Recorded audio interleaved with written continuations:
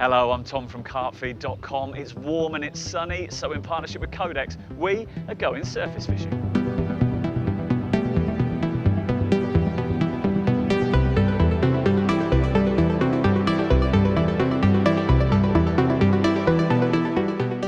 Floater fishing is all about picking the right moment to pounce, so preparation is key. The first thing is obviously to find the fish, and then you need to get them confident in the bait that you're feeding. So let's take a look at the baiting approach today. Getting the fish feeding really confidently before you introduce your hook bait is absolutely key when you're floater fishing. Now, it used to be the old school way of floater fishing was with pedigree chum mixers, but these days lots of fish have seen a bait that looks that size and that colour. So a really good idea is to mix up the sizes of bait, a bit like you would do when you're fishing on the bottom. Get some small floating pellets. You can really get the carp competing for feed when they're taking these much smaller offerings. They don't seem to associate them with danger like they do with the old classic chum mixers. Another big tip is the use of oils. Now, these can boost your baits in a couple of ways. First of all, that emulsifying effect on the water will flatten off the surface ripple, meaning that you can see exactly what the carp are up to. And obviously you get the added flavour that you can introduce into your swim. Any oil will do. You can use sunflower oil if you're rummaging around the kitchen, but hemp oil is a big favourite of mine. You can douse it liberally over your pellets and your own hook bait as well, and fish absolutely love it. Hook bait wise, today we're using Kodex's Munchies. These are a really interesting floating bait. We did a video on these when they were first launched because they really caught our eye.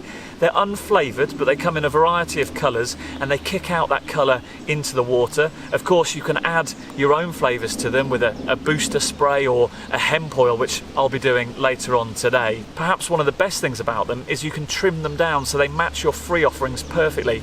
Then just simply slip them onto a hair rig or side hook them. Once you've got your bait sorted and got the fish chomping away on the surface, it's time to have a look at your tackle and rigs. Surface rigs can be kept fairly simple, but there are a few key principles that are worth following. To start with, you need quite a lengthy hook link. You want to keep separation between your bait and your float. 6 foot is a good starting point. It just means that the carp won't be spooked by the float, and you'll be watching what's going on anyway, so you can strike before any resistance is needed. We'll start with the float here. This is one of Kodex's hooker controllers. They come in a couple of sizes. We've got the 10-gram version here today, secured on the line with the float stops that slide out easily if you break off. Moving on to the hook link, we're using the Zig and Floater from Kodex today. It's quite strong at 12.9 pounds, but it's kept the diameter down, so it is really low visibility on the surface. We've got the Munchies hook bait, as mentioned before. That's chopped down. One of the key points about this is that it can be cast and cast again, unlike other surface hook baits, which once wet can fly off the hair or off the hook. This one is nice and durable, so you can keep recasting if you're just out of reach of the fish. We're using the Genomic wide gape hooks. A wide gape pattern is probably the best for surface fishing. This is a size 10. You want to keep it nice and small so it's not dragging the hook bait down. One final tip is to get a smear of Vaseline, a very fine smear, along the length of your hook link. That will keep it suspended in the surface tension and won't drag your hook bait down. This is the rod we're using today. It's the Kodex SXI. It's a beautiful looking rod. It's got a sort of custom look to it. It's got a cork handle and a very slim blank. It's 11 foot 8 inches long, and it's got a test curve of between 1 3/4 and 2 1/4 pounds.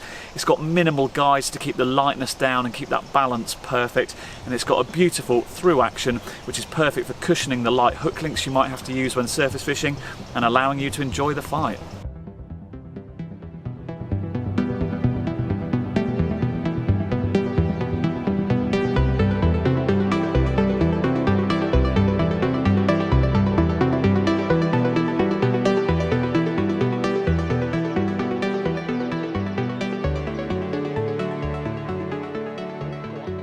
Yes.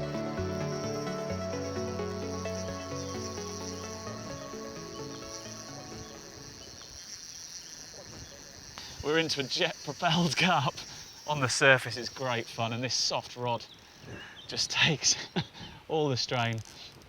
This is why it can be so exhilarating. As that rod soaks up all the lunges of this fish, it's surged off the top. It's trying to go away from me, still in this weedy venue. But we'll continue to apply pressure gently as the fish surges away again. this rod, 11 foot 8 inches. Nice through action, as you can see, just soaks up all those lunges on lighter hook links that you use when floater fishing.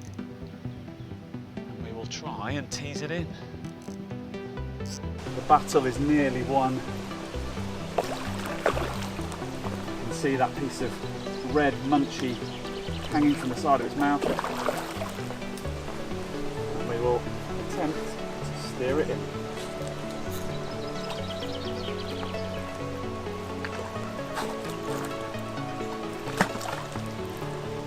Job done. Floater fishing is all about preparation and then nipping in and reaping the rewards. And what a reward this is. Turbocharged mirror, shot off across the lake. Beautiful.